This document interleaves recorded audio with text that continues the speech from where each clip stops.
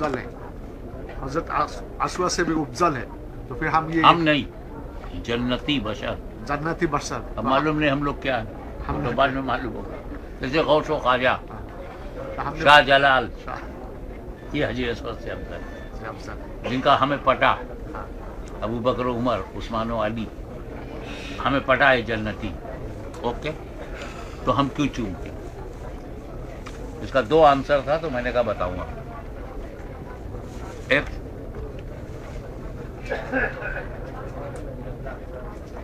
شریعت کے point of view سے, ایک طریقت کے پوائنٹ آف ویو سے, ایک Islamic law point of view, Islamic point of view, اندر صوفیانہ آنسر.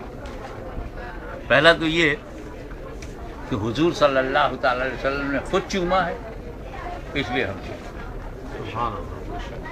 یہ شریعت کا جواب, سنت ہے.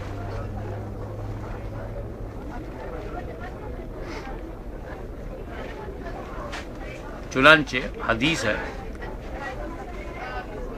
کہ حضرت عمر فاروق رضی اللہ تعالیٰ عنہ جب حجر اسود کے سامنے گئے تو انہوں نے کہا, اے حجر اسود, میں جانتا ہوں,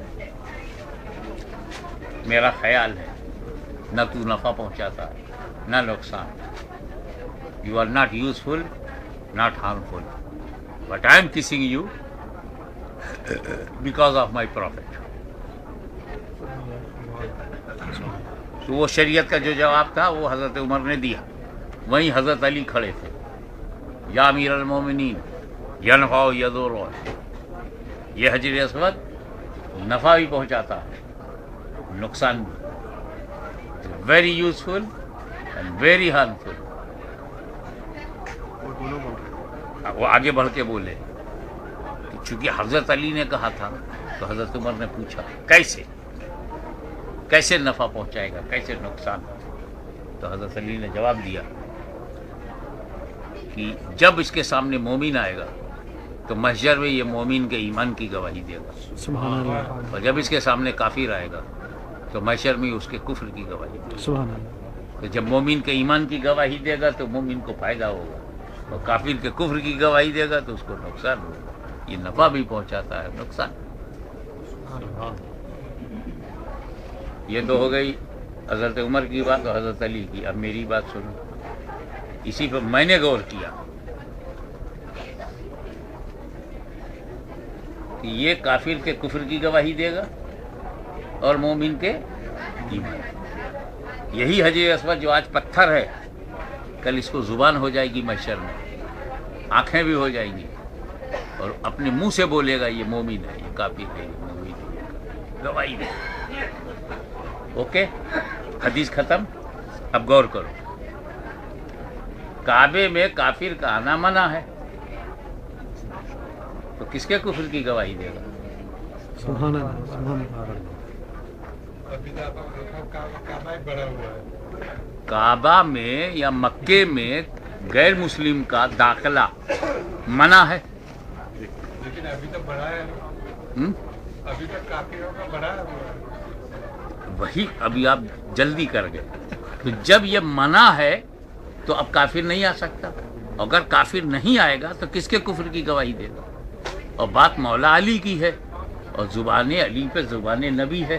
سبحان اللہ, انا مدینۃ العلم وعلی بابھا. سبحان اللہ. تو اب ضروری ہے کہ حجر اسود کے سامنے مومن بھی آویں اور کافر بھی آویں, چاہے مسلمان کے لباس میں آویں, تاکہ یہ محشر میں ہر ایک کے ایمان اور کفر کی گواہی دے. سبحان اللہ. تو اب پتہ چلا کہ ایمان والوں کے سوا لوگ حج کرنے کیوں آتے ہیں. ابھی میں سوچ رہا ہوں, ایمان والے آئے وہ تو سمجھ میں آیا, لیکن یہ کفر والے حج کرنے کیوں آتے ہیں؟ اسی لیے تاکہ مولا علی نے جو بات کہی تھی وہ صادق ہے, سچی ثابت ہے. سبحان اللہ, سبحان اللہ. اور وہ آتے ہیں تو بقول آپ کے انہی کے قبضے میں خوب گواہی دے گا. ہاں یہ جھاڑو دینے آیا تھا, ہاں یہ بھی باب کعبہ میں آیا تھا, یہ بھی آیا تھا.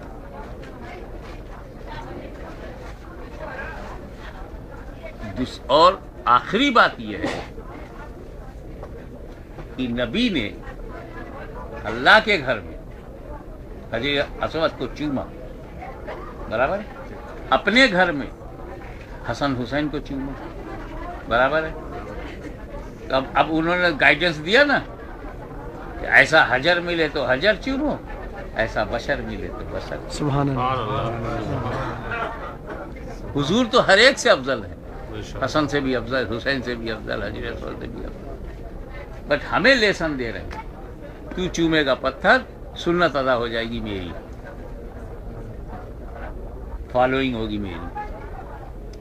اور آخری بات یہ ہے کہ حجر اسود اللہ نہیں ہے، ٹھیک ہے، غیر اللہ ہے۔ کیا ہے؟ غیر اللہ، اللہ نہیں ہے۔ تو غیر اللہ کو چومنا اگر شرک ہوتا تو رسول اللہ نہ چومتے، انہوں نے چوم کے بتایا کہ دیکھ، جو پوجے جاتے تھے انہیں تو میں نے نکال دیا، جو چوما جاتا تھا وہ رہے گا، کیونکہ چومنا جو ہے وہ غلط نہیں ہے، پوجنا غلط ہے۔ اب اگر کوئی چومنے کو روکے گا نا کہ غیر اللہ کو نہ چومو، ہم سمجھ جائیں گے اسے رسول اللہ کی سنت یاد ہی نہیں ہے۔ سبحان اللہ، سبحان اللہ۔ The answer is in the short. It is a sunnah of Prophet and it is an eyewitness of my faith and it is a part of the paradise. ہم اس کو چومتے ہیں، پارٹ آف پیراڈائز، ہم اس کو چومتے ہیں، اپنے آئی witness کو چومتے ہیں، ہم اس کو چومتے ہیں رسول کی سنت ہے۔ اوکے، تو تین فائدہ ہے۔